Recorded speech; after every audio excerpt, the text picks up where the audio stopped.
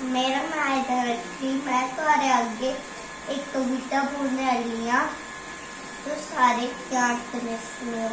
माँ मैं दुगरे थी, उगी दोगली खा, दोगली देवी नहीं शर्मा, दोगली खा, उगी दोगली खा।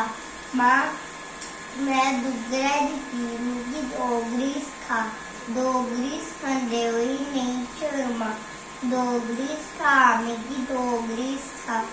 खंडी तेरे पाखा लिया बाखरी गबडू के नारायण शबीलिया गीते दे गाय गाय मिगी बिस्ना मेरा मन पर है।